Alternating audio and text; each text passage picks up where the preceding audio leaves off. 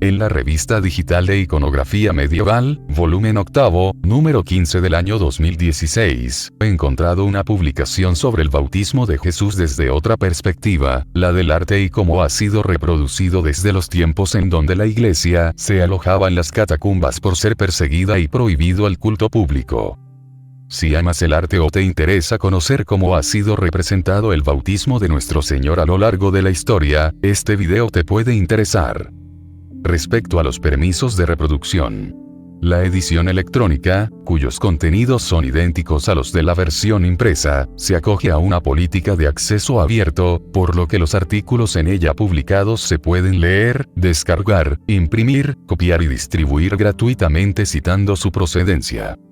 Según la licencia, no se puede hacer uso del material con fines comerciales y este video no es ni será monetizado. Este artículo es una investigación de la doctora en Historia del Arte, María Rodríguez Velasco. El bautismo de Cristo es una de las escenas más representadas del Nuevo Testamento desde los orígenes de la iconografía cristiana, pues encabeza el ciclo de la vida pública de Cristo, al tiempo que refiere el sacramento de iniciación para los cristianos. La simplificación formal de sus primeras representaciones va dejando paso, a partir del siglo V, a una rica iconografía, con la incorporación de personajes secundarios y símbolos que evidencian la asimilación de la cultura grecolatina y la influencia de la liturgia en la expresión de los ritos de inmersión y aspersión. La construcción de los baptisterios, desde la segunda mitad del siglo IV. Supuso un importante impulso para la iconografía bautismal, ya que la decoración de estos recuerda la función del edificio, como se aprecia en los mosaicos de Rávena. Para la total comprensión de significados, son esenciales los escritos patrísticos como fuente de lecturas prefigurativas que determinan la introducción de la imagen del bautismo de Cristo en programas iconográficos de Antiguo y Nuevo Testamento, como se observa en los frescos de las catacumbas, en los marfiles bizantinos o en las miniaturas de los manuscritos litúrgicos. Estas exégesis patrísticas explican a su vez la simbiosis entre tradición oriental y occidental, reflejada en las representaciones del bautismo de Cristo a lo largo de los siglos. Las primeras imágenes del bautismo de Cristo en los frescos de las catacumbas de Lucina y de San Calixto presentan gran simplicidad compositiva, con la única presencia de Cristo y San Juan Bautista sobre los rápidos trazos que refieren conceptualmente el río Jordán y, en el segundo de los casos, la paloma del Espíritu Santo. Esta cobra mayor relevancia en el cubículo de los santos Pedro y Marcelino, donde ya se consolida la fórmula iconográfica que sintetiza los dos instantes recreados en esta escena: la purificación por el agua y el descenso del Espíritu. Este último símbolo permanece en las representaciones posteriores, acompañándose habitualmente de un rompimiento de luz, que acentúa su carácter simbólico y que podría estar inspirado en el apócrifo Evangelio de los 12. Una gran luz iluminó al momento el lugar. El protagonismo de la luz en la iconografía bautismal también podría explicarse desde las catequesis bautismales de Cirilo de Jerusalén, quien utiliza el término iluminados para referir a los nuevos bautizados, recordando que el que ha sido juzgado digno de recibir el Espíritu Santo tiene el alma iluminada. En esta misma línea Gregorio de Niza se refiere al bautismo como fiesta de las luces. En las imágenes de las catacumbas todavía no están definidos los rasgos característicos de Cristo, quien es retratado como si se tratara de un neófito de las primeras comunidades cristianas, un puerí, ya desprovisto de vestimentas para referir el rito de la inmersión en el agua, obedeciendo a las cartas paulinas y a los textos patrísticos que hablan del baño de la purificación. En las ceremonias se realizaban 3 inmersiones en las que el catecúmeno confesaba su creencia en las 3 personas de la Trinidad, simbolismo recogido también en los 3 escalones que daban acceso y salida a las cubas bautismales.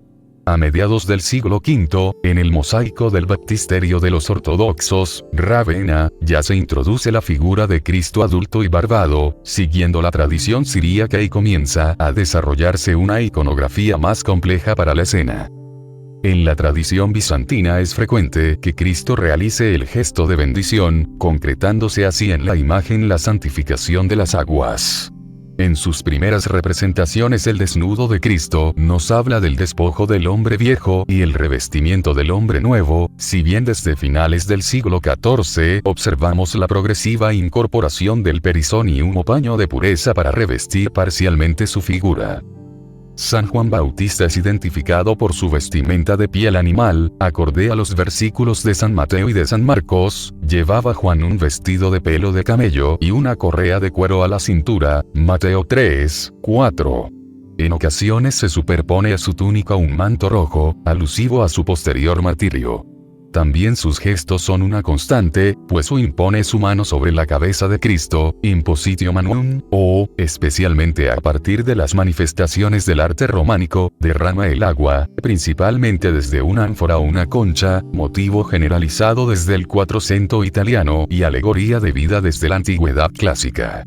En cualquier caso, este segundo gesto ya evidencia la convivencia del ritual de la inmersión y de la aspersión, si bien todavía en el siglo XIII Santo Tomás de Aquino recomienda la mayor conveniencia del primero. San Juan Bautista, considerado por Orígenes de Alejandría último de los profetas, porta un pédumo callado de pastor, signo de autoridad derivado del mundo romano, presente ya en el baptisterio de los arrianos. Este motivo puede transformarse en el siglo XV en báculo cruciforme, e incluso incorporar una filacteria que sintetiza su predicación en el versículo Exe agnus Dei qui tollit peccata mundi. El carácter trinitario de la iconografía del bautismo de Cristo se explicita con la representación de Dios Padre, referido inicialmente en la tradición bizantina mediante la Dextera Dei, que bendice al Hijo y envía el Espíritu, como se aprecia en la miniatura del Menologio de Basilio II, en el siglo X, o en el mosaico del Catholicon de Osios Loucas, más tardío en su cronología. Esta es la fórmula iconográfica utilizada por los artistas para concretar en las imágenes que una voz del cielo decía: "Este es mi Hijo amado, en quien me complazco". Mateo 3, 17, declaración esencial pues, como señala San Juan Crisóstomo, Cristo antes era desconocido para el pueblo. Por el bautismo se revela a todos. Desde las representaciones bajo medievales es más frecuente la recreación figurativa del Padre, bien a imagen y semejanza de Cristo, como se observa en la pintura de Giusto de Menabuo en el baptisterio de Padua, 1378, bien como anciano de los días, con inspiración en el libro de Daniel. El anciano de los días se sentó en su trono, Daniel 7, 9. Es habitual entonces que porte atributos iconográficos propios de su poder, a saber la tiara papal, el cetro o la bola del mundo, y además, como se aprecia en el tríptico de San Juan Bautista, atribuido al taller de Van der Weyden, puede acompañarse de una inscripción o filacteria que recuerda las palabras pronunciadas tras el bautismo de su hijo. También en este caso el tratamiento lumínico subraya la trascendencia de la figura que, a finales del siglo XV, como muestra la tabla de Juan de Flandes, puede aparecer flanqueada por ángeles. Este rompimiento de gloria, así como la imagen del Espíritu Santo, son clave iconográfica para destacar el bautismo como teofanía. En muchas composiciones los rayos de luz enviados por el Padre tienen su continuidad en la paloma del Espíritu y en el Hijo, remarcándose así en la composición la unidad entre dichas figuras en el eje central de las obras.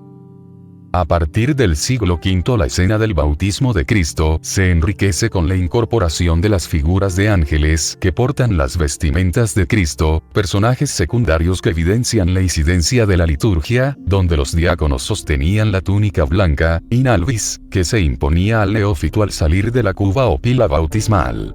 Su presencia no es citada en los evangelios canónicos y se ha puesto en relación con el versículo 11 del Salmo 90. Porque ha ordenado a sus ángeles que te protejan en todos tus caminos.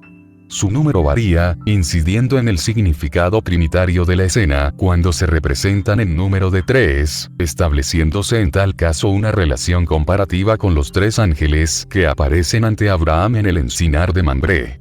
El tratamiento iconográfico del gesto de los ángeles ha llevado no pocas veces a la confusión con el rito de la velatio, propio de la tradición bizantina y que consistía en cubrir las manos cuando se portaba un icono u objeto sagrado. Las vestimentas son símbolo del hombre nuevo, y parangonadas por San Ambrosio con la túnica de Cristo transfigurado en el monte Tabor. Estos ropajes también son pretexto en la tradición oriental para la exposición de telas de gran decorativismo, pues también los tejidos eran signo de dignidad. La máxima expresión de este sentido ornamental llegaría con los primitivos flamencos, quienes, por influencia de la liturgia, revisten a estos ángeles con anacrónicas dalmáticas y capas pluviales, como se aprecia en el tríptico de Ian des Trompes, obra de Gerard David, 1505, Groningen Museum, Brujas. Excepcional respecto a modelos anteriores y posteriores es la interpretación de Giusto de Menavoy en el Baptisterio de Padua, donde dos hombres sostienen las vestiduras de Cristo. Estos se han identificado con seguidores de San Juan Bautista o con los primeros discípulos, Juan y Andrés. Además, la túnica y manto que portan son azul y rojo, colores que desde el primer cristianismo simbolizaban respectivamente la naturaleza divina y humana de Cristo. Esto nos lleva a otras posibles figuras secundarias, ya presentes en el Catholicon de Neanoni, 1042, 1056, los conversos que ya han sido bautizados o que esperan su turno para ello, convirtiéndose todos ellos en testigos de la teofanía. A partir del siglo XV, como se aprecia en la obra de Patinir, la lejanía del paisaje se aprovecha para introducir el instante previo de la predicación de San Juan Bautista.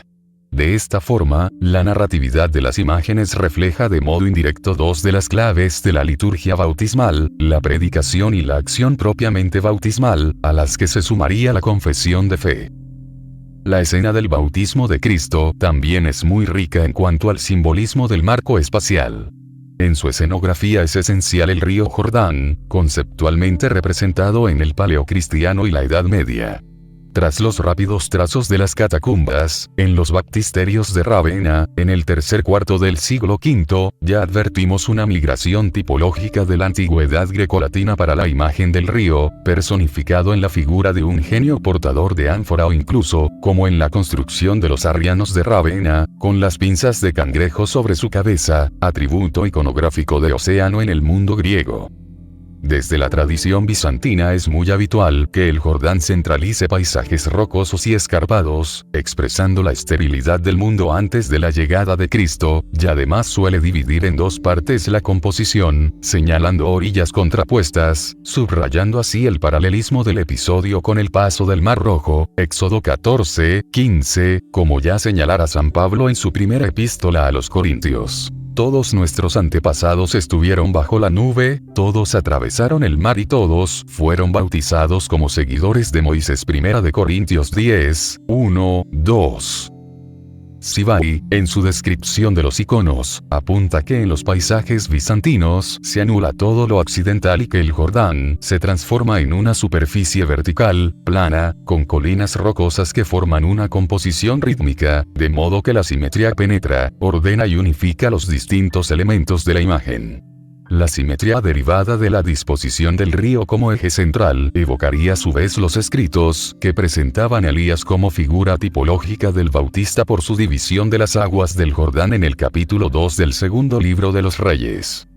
En el río podemos encontrar dos motivos simbólicos asociados a la iconografía del bautismo de Cristo: los peces y la cruz. Los primeros, en consonancia con los textos patrísticos, revelan que se trata de un río de aguas vivas, bendecidas por el propio Cristo. El pez, símbolo de Cristo en el arte cristiano preconstantiniano, es presentado por Tertuliano como imagen de los propios bautizados, quienes únicamente serán salvados permaneciendo en el agua. De hecho, en los frescos de la catacumba de San Calisto, el bautismo aparece junto a una escena de pesca, refiriendo indirectamente este simbolismo. La cruz, símbolo del triunfo del cristianismo sobre el paganismo, se introduce en los mosaicos y miniaturas orientales a partir del siglo X, evocando el lugar preciso del bautismo de Cristo, como se desprende de la descripción del peregrino del siglo VI Antonino de Piacenza.